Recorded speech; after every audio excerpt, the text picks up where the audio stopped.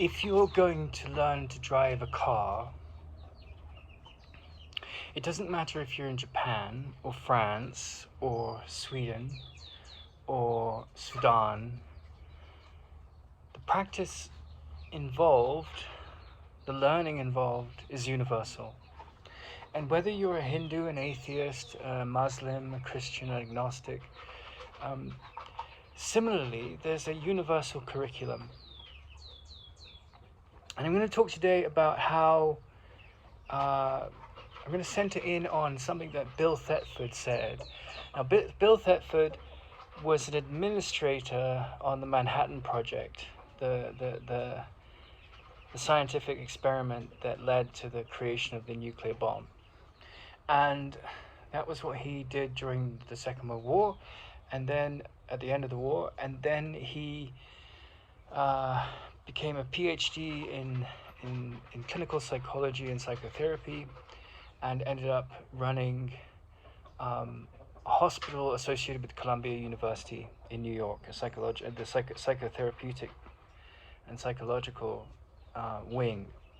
And he had a relationship with a wonderful human being called Helen Schuckman, who was a very gifted psychotherapist and an academician, and she also is most famous for being a scribe of the Course in Miracles, which is, as far as I can tell, the most advanced metaphysical teaching that we have on the planet. It happens to be in a Christian language, but that is really irrelevant.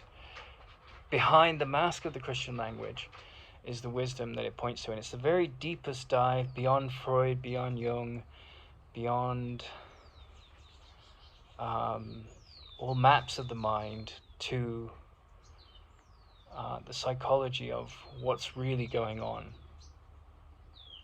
Anyway, I'm going to zero in on a comment that Bill Thetford made, and he said, because you may be familiar with The Bourne Identity and The Bourne Ultimatum and these kind of movies about the CIA training these ultimate soldiers, and those movies aren't pure fiction. They were based on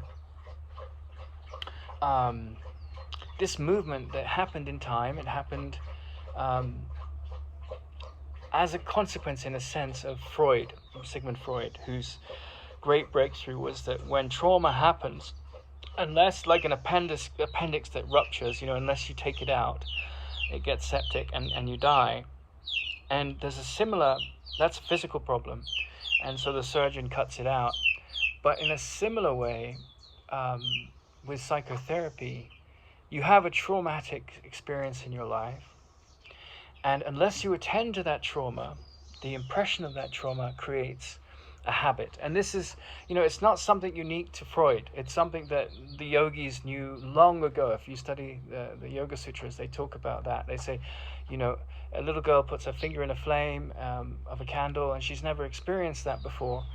And the impression is, oh, that's hot, and she withdraws. And then she knows from then on, that's called a vasana, not to be ruled by that error. And so she creates a habit, which is a samskara.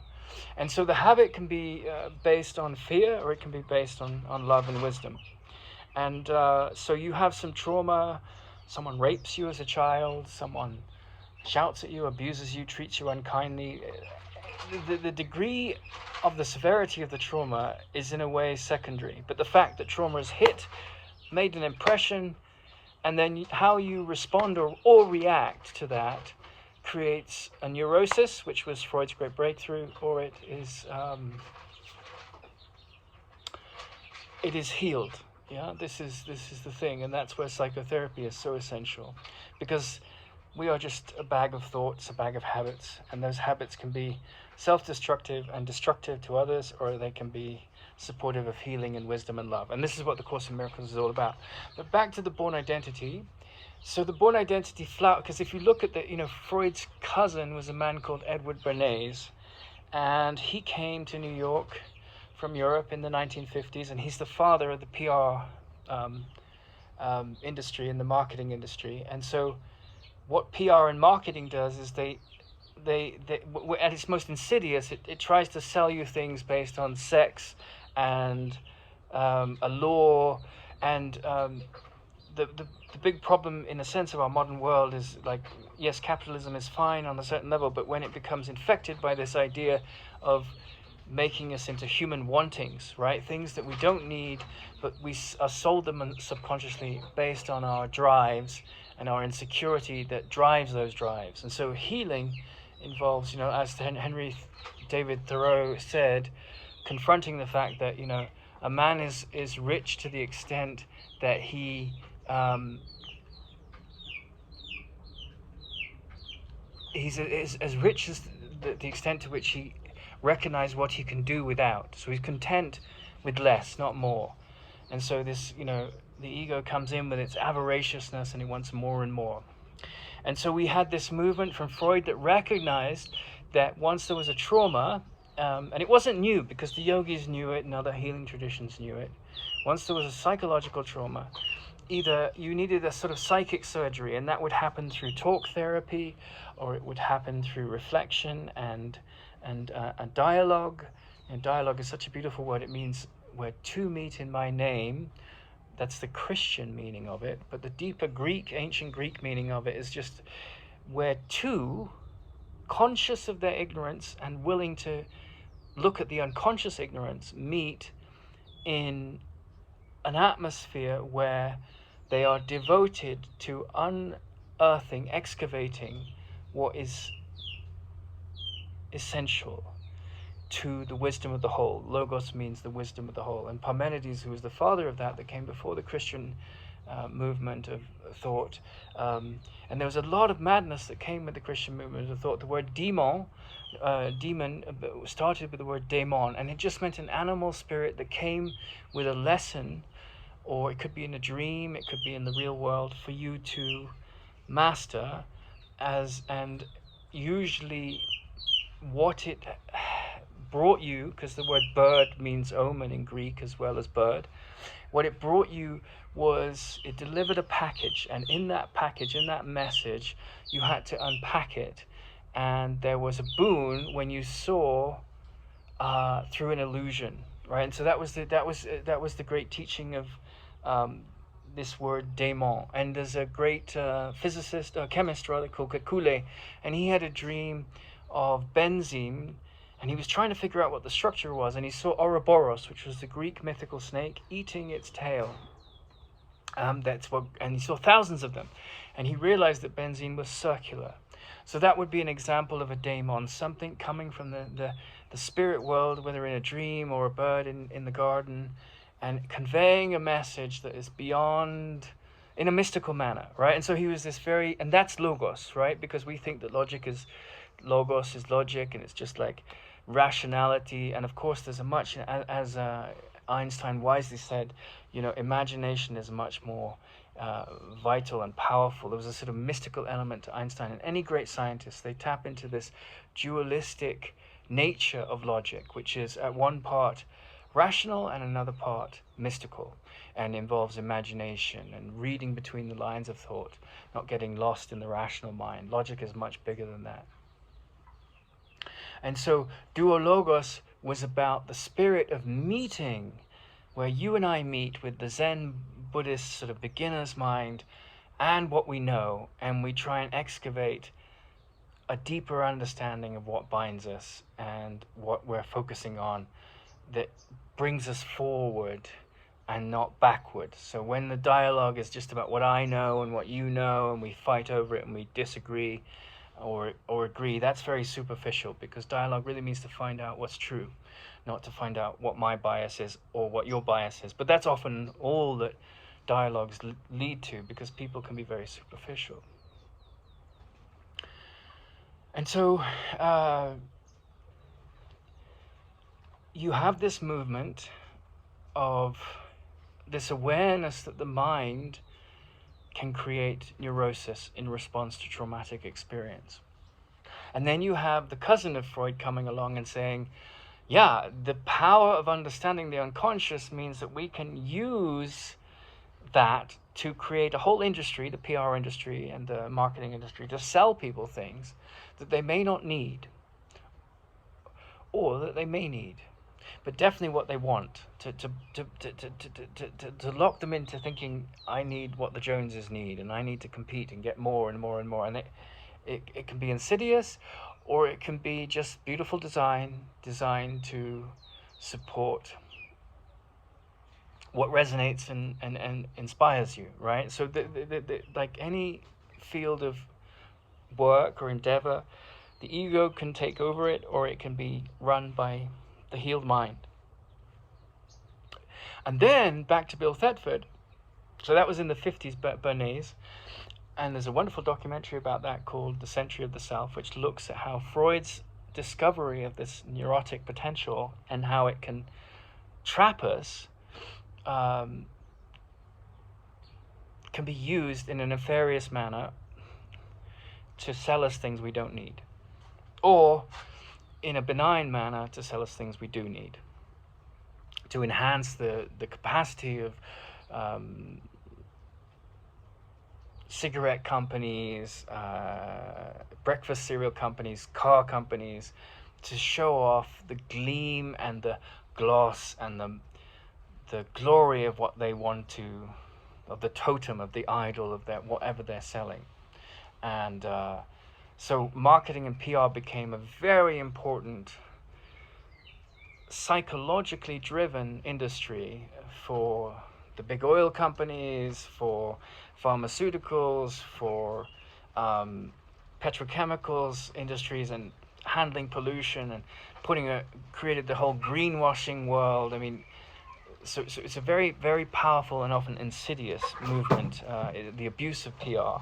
And also it helps to rehabilitate reputations, like Prince Andrew obviously was listening to PR advisors when he went through his journey with Jeffrey Epstein. And these are just examples of how PR has become so powerful and important. You know, it's how people experience the story becomes more important sometimes than what's really at the heart of the story. And so they gloss over and protect reputations that way. But another movement that happened with this great sort of renaissance of understanding the mind was Bill Thetford's journey. And Bill Thetford was funded by the CIA to the tune of millions of dollars to create studies with other psychotherapists and clinical psychologists to explore what it would take to create the perfect soldier. And he said that, you know, post writing the Course in Miracles, because Helen Schucman was dictated the Course by Jesus, or someone that identified as Jesus, whether you believe in Jesus or not, completely irrelevant. But whatever, she wasn't her field of expertise, and this automatic sort of dictation came along, and she wrote it down. And she said, I know it's true, but I don't believe it. So she was very much stuck in the split mind. And Bill helped to type it up, and sort of it was a healing journey between the two of them. He was a gay man, she was married to a Jewish man and lived in New York, and she was born to quite well-to-do family. And so this was an incredible journey. But prior to this sort of 7-year period of writing the Course in Miracles, Helen Schucman and Bill had certain visions that led them, and dreams that led them to realize that they were sort of being channeled down this path to something that felt quite important or significant, and they explored it, and it was very frightening in some ways. And also prior to that, Bill had spent many years with some of the most well-funded psychotherapists and clinical psychologists in America, funded by the CIA, trying to create a map of the personality. And there's a lecture he gives after the writing of the Course in Miracles, and he said, you know, I was going to all these conferences before the Course in Miracles came along, and people were standing up and they were, you know, giving these grandiose lectures on what the personality was and how you could train it and how it could be, you know, used to make the perfect soldier. I mean, that was kind of what the money was looking to generate. But the academicians were more about, talking about their theory of the personality. And of course you have Myers-Briggs, you have all these different things that came from that kind of study. And Jung has his version and so forth. And in this lecture that he gives after the describing of the Course, he says, yeah, all of those people, they were like the emperor's new clothes. We were standing up and we were saying things that, in hindsight, that had no wisdom at all, and it was just like the emperor was walking around with his new clothes saying, do you like my beautiful new outfit? When actually the outfit wasn't substantial, it didn't have any significance, and it was just an illusion that he had bought into, just as these very moneyed academics had fallen for that trap in their research. Because the Course in Miracles as a teaching revealed a very deep version of the universal curriculum and helped Bill see through the illusions that he had been under. But I kind of disagree with that on one level, and that is the level of the Enneagram. So the Enneagram was given in Russia, and it was given in Chile in recent times, and Pythagoras back in 450 BC was also given it by a man called Abaris the Skywalker, who Skywalker is what George Lucas took the name for his Luke Skywalker character, but they were a mystical group of characters who had this power to walk very long distances on air. And it sounds like illusional, but they would walk with this special amulet, which was the shape of a penis with wings, and it imbued them with these powers. And so he walked from Mongolia to southern Italy, and he walked into the temple of Apollo. Apollo is the god of appreciation in Greek mythology, and he walked up to Pythagoras. He walked all this way, 5,000 miles, to get to see Pythagoras, and he said, who are you? And Pythagoras said, I am a priest in the temple of Apollo, to which Pythagoras got the response from Abaris the Skywalker, no, you are Apollo, right? So whatever we're devoted to, goodness, in whatever form it takes, Apollo is the god of appreciation, gratitude. If there's no grievances, no need for forgiveness, then you are with your native state, which is a sense of joy and appreciation. But if neurosis is ruling the mind, you can't do that. So the Enneagram was given because, in the Course in Miracles talks about sin, and sin means to miss the mark. But, in the Eastern tradition, they talk about avidya, which is ignorance. So it's the same thing, and I prefer the word ignorance because sin is such a loaded word. You're a sinner, you're a bad person, and so forth. And you're not worthy. But the thing is that, all our neurotic thought system is a projection of that ignorance. It's a projection of that insecurity. And so when we talk about the ego, and when we talk about sin or ignorance, we're talking about this personality, right? And the personality is based on 9 sins, not the 7 sins in the Bible, but 9 sins. The 7 sins in the Bible plus ignorance and fear. Plus vanity and fear. So the first sin or misperception is pride. That's the second Enneatype. And then all the others follow in no particular order, but the first one starts with pride. And then if you go from 1 to 9, it's wrath, pride, vanity, envy, greed, fear, gluttony, lust, laziness, right? They're the 9 misperceptions. And wherever you are in the world, doesn't matter if you're French or German or communist Chinese or atheist Chinese or Buddhist Australian or Christian, Mongolian, it doesn't matter what you describe yourself as, you know, homosexual, Latino, it is irrelevant. They're just masks, right? But every child born in the world, by the time they're 4, their personality is formed. And it's one of these 9 Enneatypes.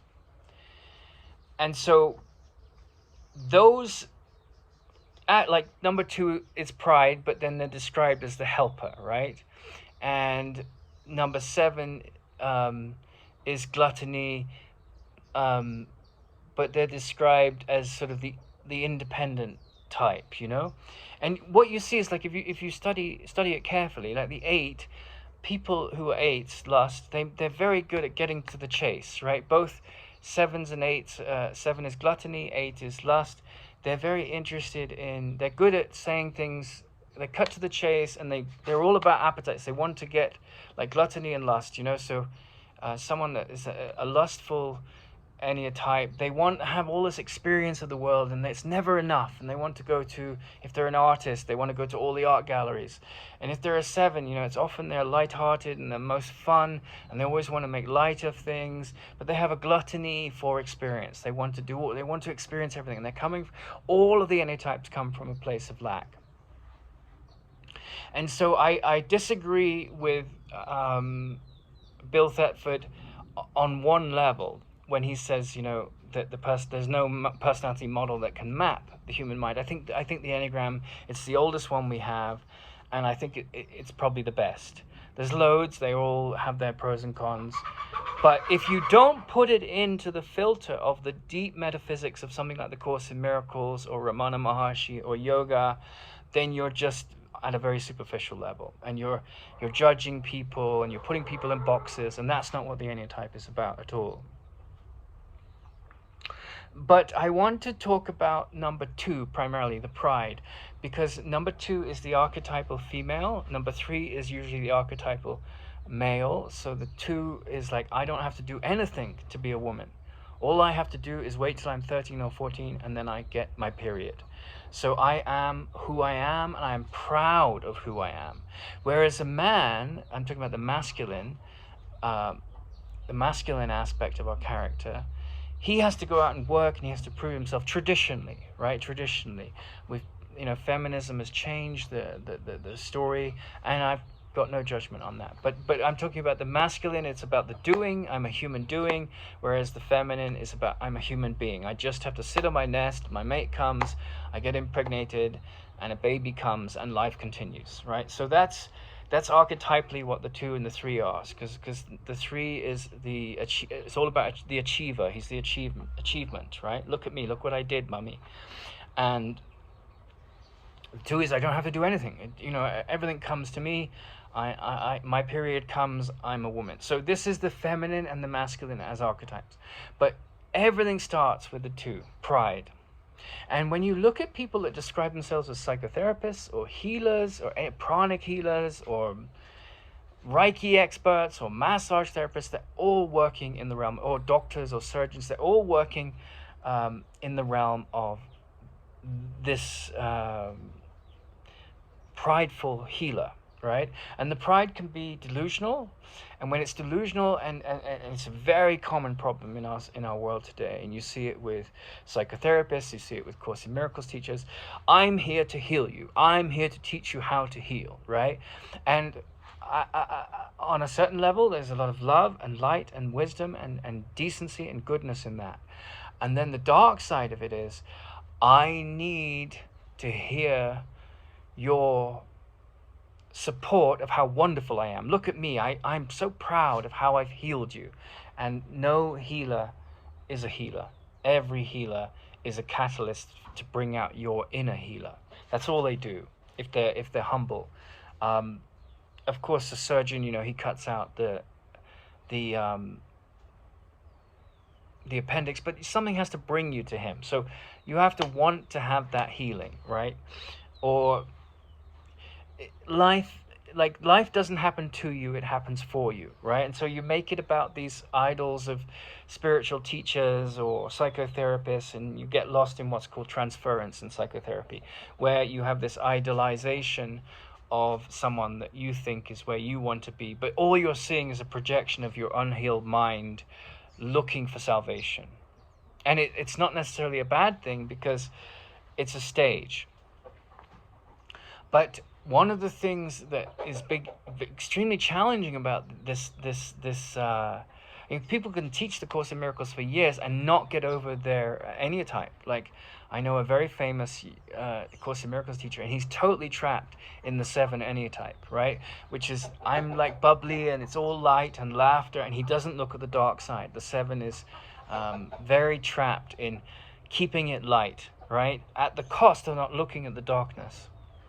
And you can see it around the people around him that are supporting this, like, because he's the leader of his little entourage, and they support this. Everything is like, in a sense, there's an element of spiritual bypassing in it. Now, when I was in India, I'd studied with my yoga teacher, TKV Deskachar, for a long time. I studied the Yoga Sutras, and I was very interested in Ramana. And a friend of mine is David Godman, and he's one of the people from the West that has written the most books about Ramana Maharshi. And I went to Tirunamalai, and he and I met, and he's kind of a very austere kind of character. He doesn't, man of few words, as you'd expect. And I mean, he's a writer, but he's in his personality, he's affable and he's warm, but he's very businesslike, and he has a lot of people attracted to what he has to say in the world that he moves in. But we met, and I talked about studying with my yoga teacher, and I talked about some of the challenges of that experience. And because one of his mentors, which he taught yoga to, was Krishnamurti, and Krishnamurti said, don't become a guru, right? And this is one of the great traps you see among psychotherapists and yoga teachers and people that think they know, right? And they that's why, if you're looking for someone to teach the Course in Miracles, try and identify one that says, I'm teaching it as I understand it, but primarily I'm a student of it, because humility speaks in that way. It doesn't try and put on airs and say, I know and you don't know. You can study the Course in Miracles for a long time and be completely trapped in your Enneatype. And on the Enneatype Institute website, I always recommend to people who are starting to see, or you can see that they're studying the Course, or they're studying yoga, or they're studying psychotherapy, but they're trapped in their Enneatype. They're trapped in the lower levels of their Enneatype. And in the the Enneagram Institute website, it has these 9 levels of health. And if you read it from the bottom up, from number 9 to number 1, which is the healthiest, you can start to see, like, it will speak to where you are. And you'll say, okay, that's a little bit like me. And so you want to move up the ladder to the 1. So a healed 2, the healed archetype of the healer, the helper, doesn't help others for some kind of reward, right? And this goes in the Yoga Sutras. It says there are 4 kinds of teachers: black, black, white, white, and those kind of teachers that have no black or white features. They're neutral, and they're the most advanced. So black is someone that helps you, or alludes to help you. Says, I'll sell you this car, it's wonderful. And they're like a dirty car salesman, and you buy the car, it looks good, you've given them the money, but then you find out the car is a complete write-off. It's held together with Scotch tape. And to fix it isn't worth the money, and you can't get the money back. So that's black. That's like someone that just screws you over, but gives you the illusion that he's giving you something good. Black white would be someone that sells you the car, tells you that it has certain problems, and you get ripped off a little bit, but you can fix the car and it's within your domain of expertise. But it's a painful journey with a benefit, because you end up with a car that works. White is that's where most of our business world operates from, because it's based on trust. If we don't have white, then we don't have deeper relationships. But someone sells you a car, they say it's good, it works, you drive away, right? But they have the vested interest, which is perfectly natural, to sell you something they own and get their value back, but they don't screw you over and you get a good car, right? But absence of qualities is that I have no vested interests, I'll give you the car, right? And in fact, I give to get, right? And that's the most evolved stage.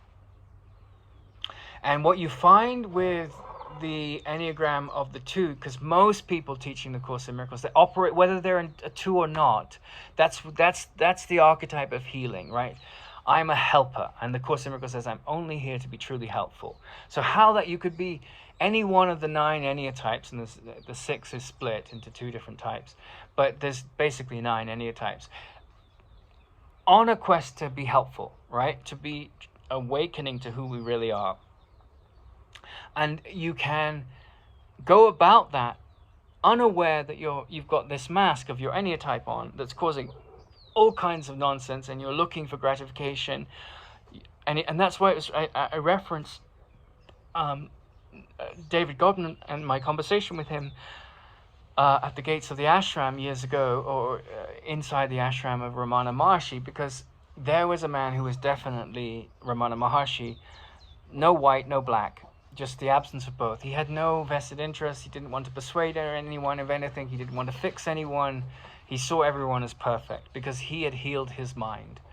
And we were discussing this, and he said, a lot of the popular teachers, there's this cartoon where there's a very long line of people going to buy something from a shop, and then there's a very short line of a shop next door, and above the 2 shops, the one with the very long sign says selling a comfortable lie, and the one with the very short line says selling an uncomfortable truth.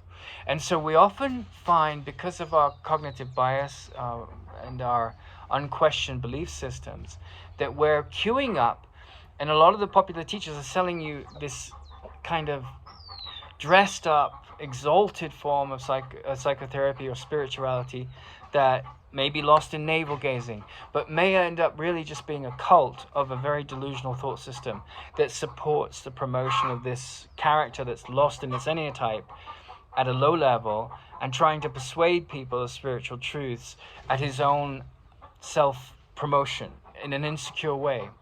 And then, what David said to me was like, what you find is that really serious teachers, not many people are wanting to be a ready, or necessarily their minds are lacking the investment in the resistance that prevents looking at the uncomfortable lie. Like in the Course in Miracles, it says, I'm doing this to myself. Whatever is coming up, wherever unpeace is showing up, you're doing it to yourself. Wherever there's irritation, wherever there's judgment, wherever there's grievances, you're manufacturing that, right? And that's not, if people say to you, you've done a healing job for them, and then you're neurotic because you're like, did it work? Like, have I caused damage? Then then the line in the Bible by Jesus, "Physician, heal thyself," is very applicable, because rest in peace is not a line for the dead; it's for the living. And so a healed mind is always peaceful. And when you enter the state of the healed mind, you're very, very peaceful. And it's something that deepens as you devote yourself to the universal curriculum, the deepest layers of it. And however you find that, it could be through Sufism, it could be through the presence of an animal or a plant, it could be through the Course in Miracles, it could be through yoga. Whatever aspect of life speaks to you to go deeper into peace is what works for you. And it's not for me or anyone else to judge.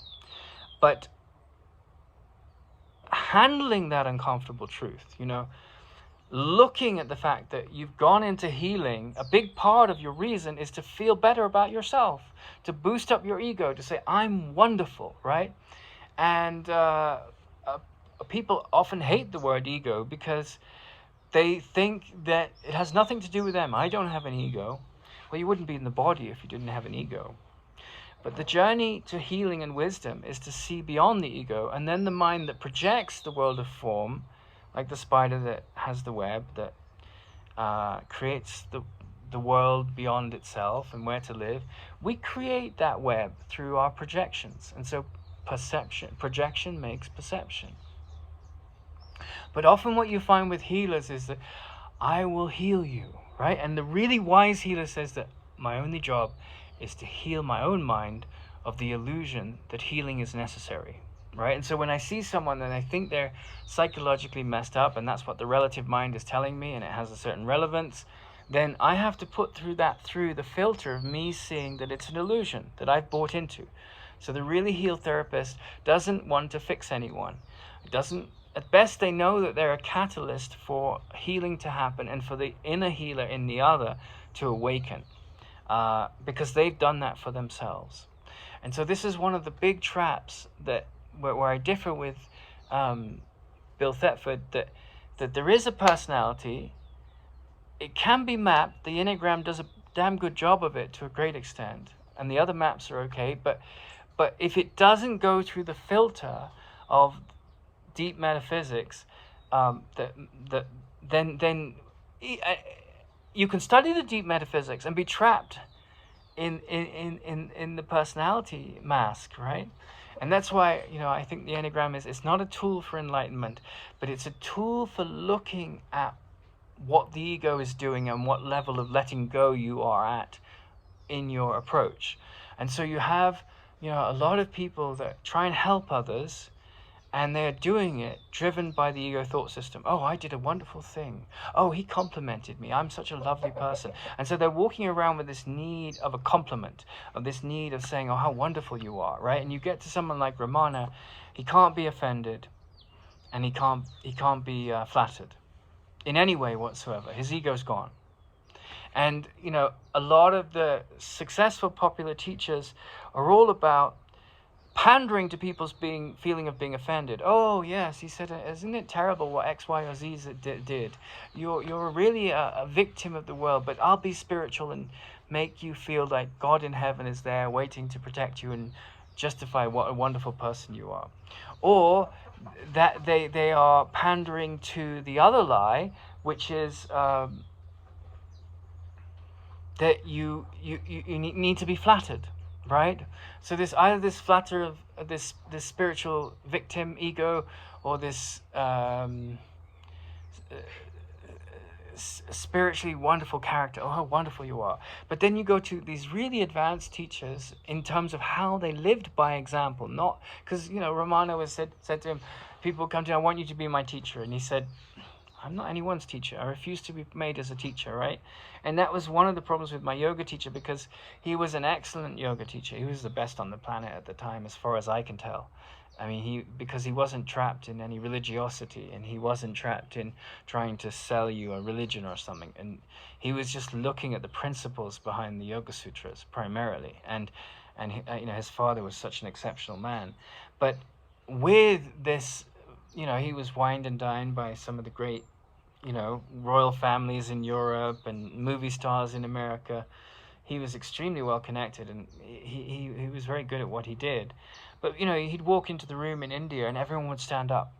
And that went to his head, I think. And I think he did become somewhat of a guru. And I was talking to David Godman about that, talking about what an incredible, expertise he had, what an incredible technical set of gifts, using these incredible teachings of the Yoga Sutras and yoga therapy and chanting to help heal the mind. And that was, to the credit of the Indian culture at the highest level. But at the same time, he sort of did become a guru. He didn't listen to what, I could see it in the way he behaved. It went to his head. And you see this with CEOs, you see it with founders, you see it with psychotherapists. I know and you don't know. Look at what I've achieved. I'm so important. And right across the board of the Enneagram, you see when the ego's in charge of the personality and when it's being dropped. And where it's being dropped, there's no look at me, how important I am. There's an honesty, there's a humility, there's an authenticity.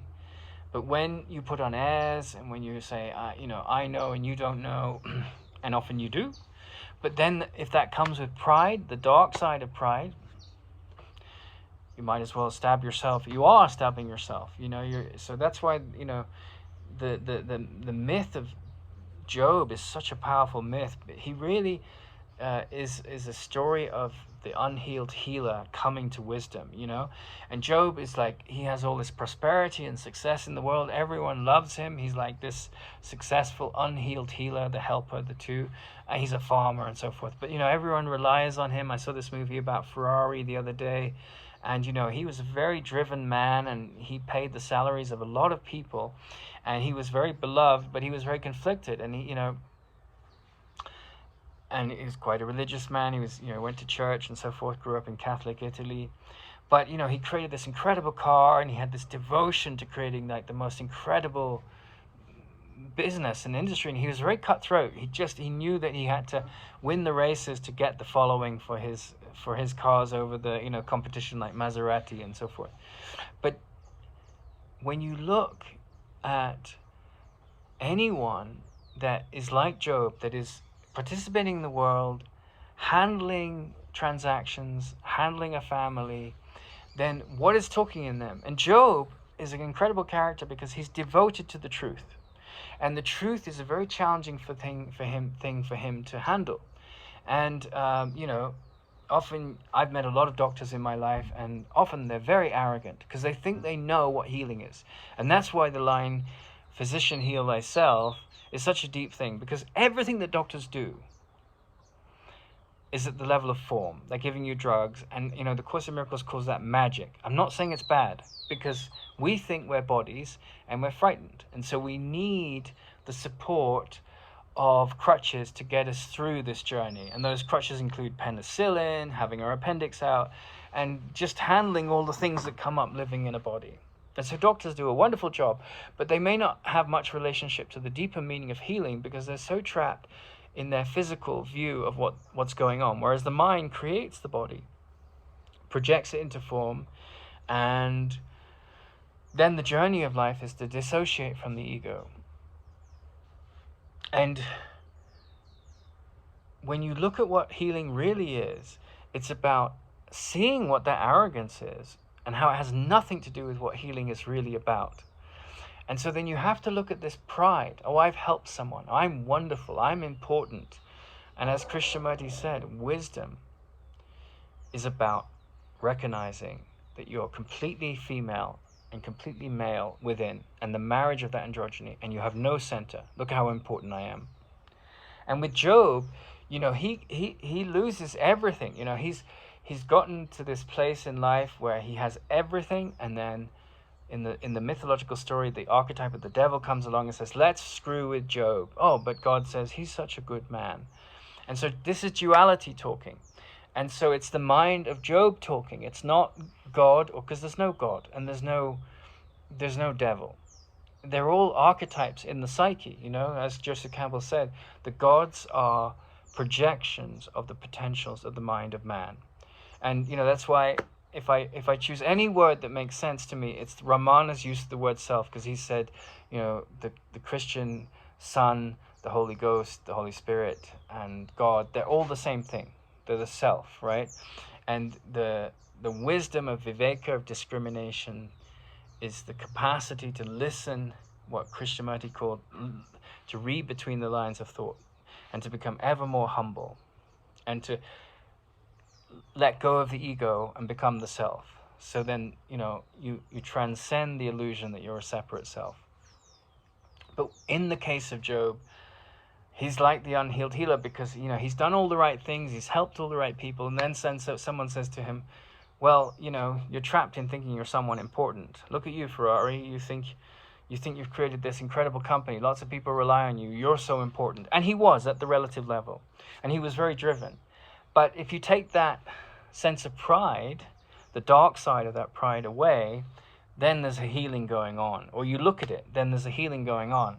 And so, tragedy comes to Job because this dualistic story of Job is good from the dualistic God, and the devil meet, and they The devil tempts God to throw Job these challenges, and that's his insecure, faithless part of him. But Job was a very faithful man. He was totally devoted to the truth, and so he had to go through this dark night of the soul where he loses everything. His children, are dying of skin diseases. His wife is dying of skin diseases. All his crops go. All his cattle die. All his friends desert him and judge him, and we're all going through that. We go through the boom and the bust. We go through the highs of, look at me, look how special I am, look how great my life is, to the everything falls apart. And we go up and down, up and down.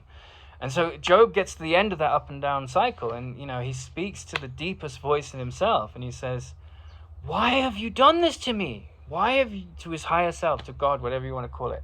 And the voice comes back and says, I haven't done any of this. You're doing it to yourself. It's your insane ego. It has nothing to do with healing. It has nothing to do with love. But Job is ready to hear that. So he doesn't blame the outside world anymore. He doesn't, if someone crashes into his car, it means he's practical, he goes to the insurance company and handles it. But he's not living as a victim of the story of the world. And so that's, that's where, the healer that thinks, I've done something special, I'm important, look at me, I'm a doctor, I'm so wonderful. They're living by the dictates of the story of the world. There's a center there. They think they're important. Or they think they're not important. They think they're lacking in importance. And that voice has to die. And so the Enneagram is a very useful tool to put through the filter of the deeper wisdom of saying, what's talking in me when I move and act in the world? Is it my vanity? Is it my pride? Is it my envy? Is it my gluttony? Is it my greed? And we're all a mix of all of these things, but predominantly by the age of 4, we form, and it never changes. The subtype can change during the course of a life, but your predominant way, it's like, and I always compare it to like swimming through water. You've got manta rays that use these sails. You've got whales that use these kind of large fins. You've got dolphins that go up and down, the small fins, and you've got fish that use the lateral line and their fins, and the muscles along the lateral line. And so there's all kinds of ways of moving through the medium of water. And similarly, there's all kinds of ways through moving through the medium of the body and life in the world. But ultimately, our task is to get out of our own way, because all our suffering we are creating for ourselves. And that lesson is a very difficult lesson for most people to learn. And I often find that some of the most blocked psychotherapists and healers that, they're out there promoting and coaching and trying to fix everyone, and they haven't healed their mind. And that's the archetype of the wounded healer. And that's Job. They will get to a point like Job, like the archetype of Job, where they're rotting with all their diseases, and their friends, don't understand them. There's a rift, there's a projection, there's all this toxic energy, because their pride has taken over. And then at that point where the humility of their real healer comes in and says, well, I'm ready. I'm so desperate. I'm ready to listen now. And a lot of people that become doctors never get to that stage because they're so trapped in their knowing, right? And the real path to wisdom is about using knowing at a relative level to support one's life and one's movement through it, but undoing the illusions of the mind that trap us in believing we're bodies that need to be defended and need to attack and condemn and get trapped in this paradigm of the ego's thought system. And so if you want to be a very good healer, whatever you do, right, whether you're a car salesman or a musician, are you bringing that music to the world? Are you selling that car to support life? Or are you doing it from an egotistical, insecure point of view? Then the Enneagram is a very useful tool. And at the deeper level of life, my function here is to be the light of the world, right? My function here is to undo all lies about myself, right? So you could meet a man that's a car salesman that is way more advanced in this than a psychotherapist, because the ego can trap you. It can get trapped in the mask of the I'm a helper. Look how wonderful I am. Look how I've healed all these people. Well, no, you don't heal anyone else. That's why Jesus says he's the teacher of this uncomfortable truth. He says, "Physician, heal thyself."